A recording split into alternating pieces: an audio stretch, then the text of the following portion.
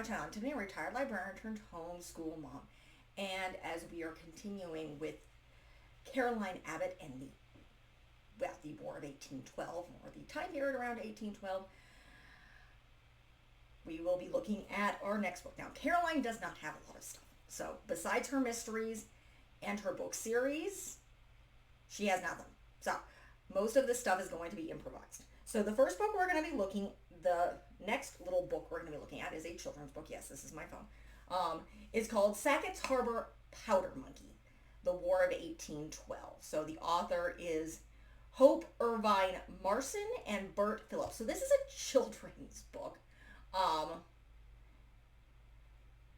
It is not that long, but it's actually, how long is it? It's 14 pages. So,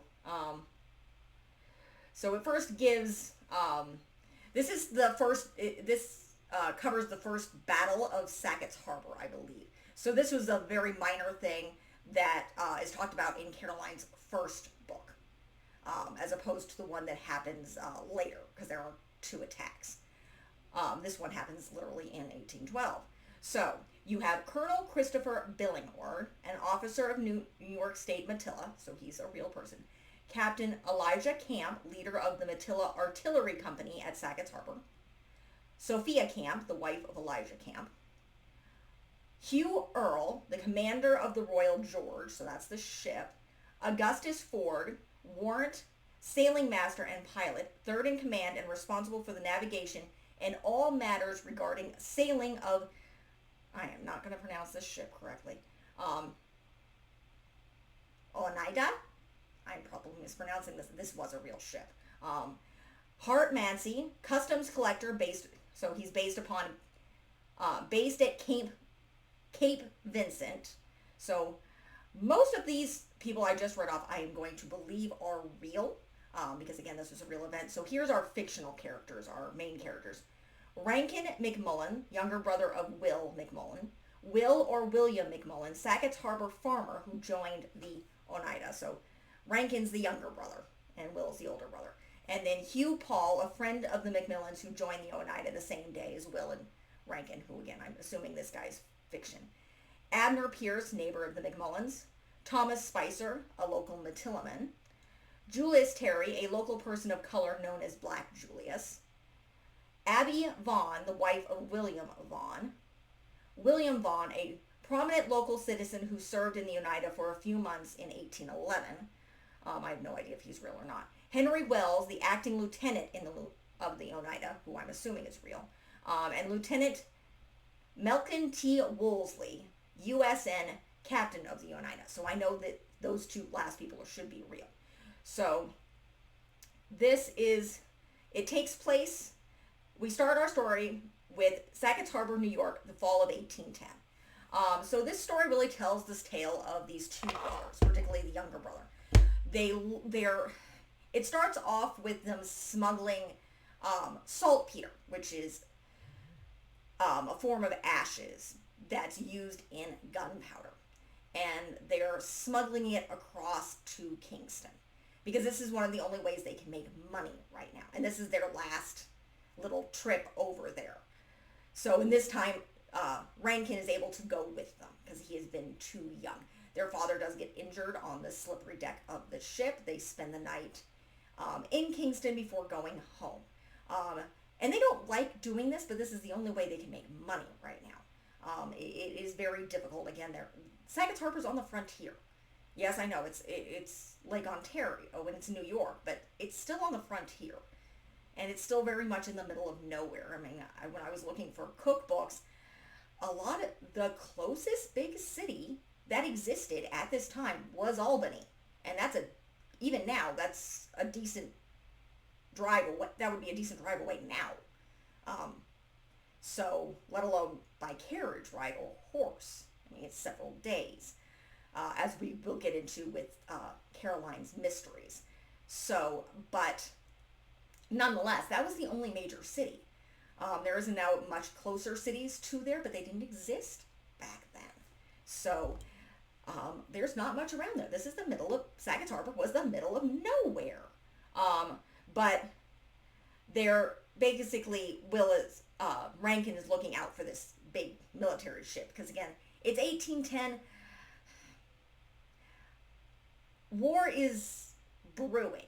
There's issues going on just because the British are fighting the French, Napoleon, and they're messing around with America's trade, which is, again, is one of the things that started the War of 1812, which ended in not much, except for Canadians have pride in their country once they get one.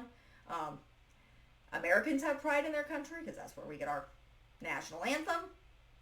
The Indians massively lose. That's what happens. Those are the three major things. And Britain pretty much forgets it existed. Forgets the War of 1812 existed. In fact, most of America doesn't remember the War of 1812 either. Canada does, and they claim they win. To a point. Nobody wins any land at the end of this war. All the borders go back to where they are. So it doesn't do anything. The major losers in this war, unfortunately, are the Native Americans, because now nobody's restricting the Americans from going west, because the British had kind of been doing that. So, yeah, no real winners. A whole lot of losing, unfortunately, on our Native American part, which very much sucks. But nonetheless, moving on to this story. So he's young, and then they go to the chapter 2. It's the fall of 1809, so this has been earlier when he goes with the smugglers of Saga's Harbor. And we're back to the ship being here, and they're waiting for the war to start.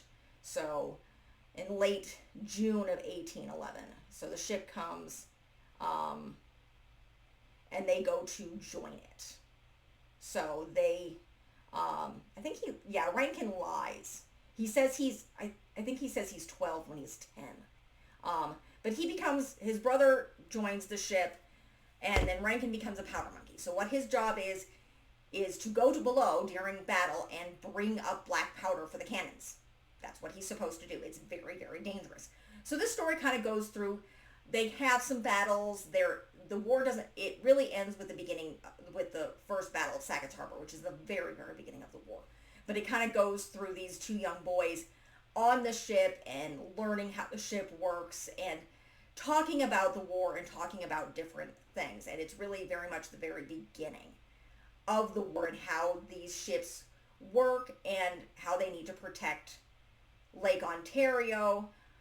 I'm not sure if the first battles of Lake Erie start yet. So, but again, it's a very kind of cute book. It is a children's chapter book, so they finally get on board. They learn about the gunners. They learn about cleaning the ship during the winter. They start preparing the war for war. Then the war is declared. They're moving around. They get a new long gun. Things are starting to move up. The British tell them to surrender their ships. They're like, yeah, no. And then it talks about battle preparation, and then the battle ends. So, and they actually do defend Saga's Harbor, because Saga's Harbor is mostly, the first battle anyway is, in fact, I think the second battle really is. They defend Kingston from land, because, Kingston is land.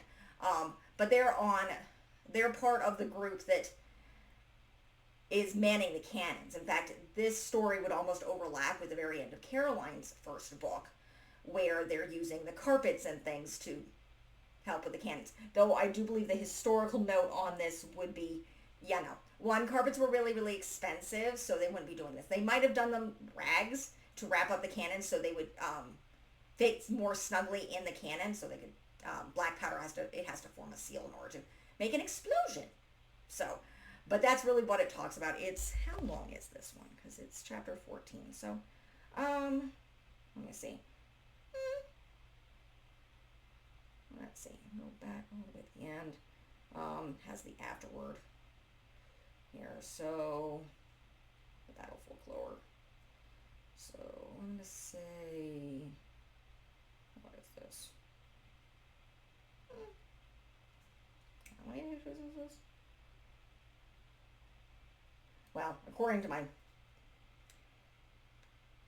Kindle here thing, it's a 903 pages, but I don't know, I have a feeling that's not the actual length of this book, but just because it's digitized. But again, it's, yeah, it's a children's chapter book. It's probably middle grades would be my thing. So it's a great introduction to the War of 1812 and kids who are interested in how ships work and how they started recruiting people, because the U.S. didn't really have much of a navy. They didn't have much of a military yet. It's 1812. The uh, the American Revolution ended in 1783. Very, very new country. Washington, well, yeah, no, it's Madison. Madison. We've already gone through Washington, Jefferson, Adams, and now I believe Madison's the fourth. Another Virginian, I think. Yes, Virginian. This is the guy who, James Madison was a short gentleman.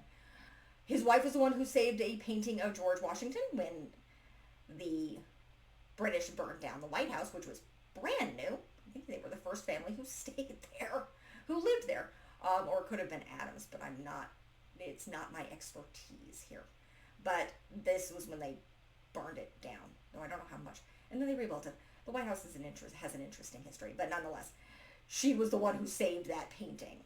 And he was the one, Madison was the one who wrote not the Declaration of Independence, the Bill of Rights. That is the first 10 amendments to the United States Constitution, which actually got it signed by most people. So, but again, the U.S. had been a country in and of itself for probably less than 20, 30 years at this point. So the country is very, very new. And we didn't have a big military. We certainly didn't have a good navy. So the fact that, well, again, the War of 1812 is weird. So, but nonetheless, this is a cute little book. It's a good chapter book that's a great introduction to the War of 1812.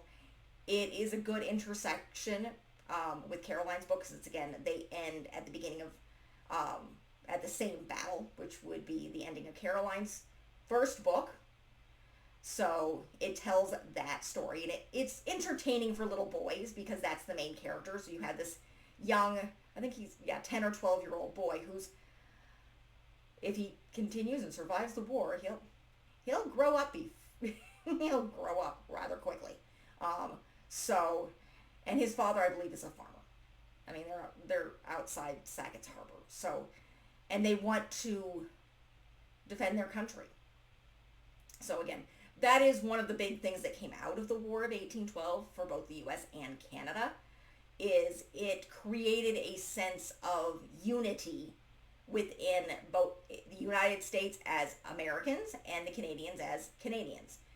But again, they were still part of Great Britain at that time for a while yet. Not until like after World War I believe. But not the topic of this video.